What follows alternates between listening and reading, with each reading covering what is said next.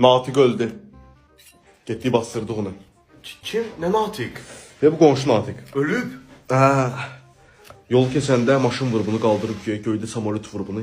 Yerə düşənə yaxın ciyərlərinə soğuk olmuş. Pnevmoniyadan öldü. Vay vay, Allah göstermesin. Sen çay ver mənə. Yaxşı xalov, yaxşı, davay. Özündən müğayət ol. Xalayıza da salam deyinəm. Yaxşı da, sağ ol. Sağ ol. Ay kim ne deyir xalan oğlu, necədirlər? Müharibə olacaq. Ne? 2 günə başlayır. Vay, hardan bilirsən? Bu hərbidə tanışı var, o deyib. Bombalayacaqlar Ay bizi. Allah, sen koru. Sen çay ver. Ay arvad. Hə, nə Gel deyir? bura. Geldim. Firuzu şoşkalayıblar. Bax sen. Bak, bağırsaqlarının şekli. Ay ki dəlisən, bu məni niyə göstərsən, qorxuram. Ha, neden korkursun? Deli sensen.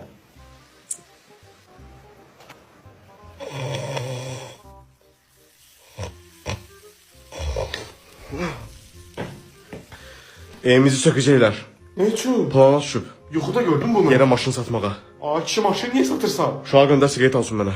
Sən də çay içəsən. Ay evimiz yıkıldı. Natiq öldü.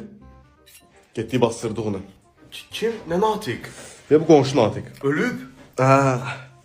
Yol keçəndə maşın vur bunu qaldırıb göydə samolyot vur bunu. Yerə düşənə yaxın ciyərlərinə soğuk olmuş. Pnevmoniyadan öldü. Vay vay, Allah göstermesin. Sen çay ver mənə. Yaxşı xalov, yaxşı, davay. Özündən müğayət ol. Xalayıza da salam deyinəm. Yaxşı da, sağ ol. Sağ ol. Ay kim ne deyir xalan oğlu, necədirlər? Müharibə olacaq. Ne? 2 günə başlayır. Vay, hardan bilirsən? Bu hərbidə tanışı var, o deyib. Bombalayacaqlar Ay bizi. Allah, sen koru. Sen çay ver. Ay arvad. Hə, nə Gel deyir? bura. Geldim. Firuzu şoşkalayıblar.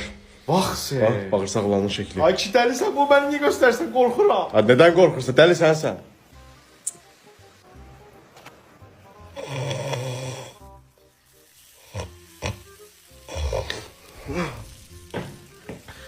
Evimizi sökecekler.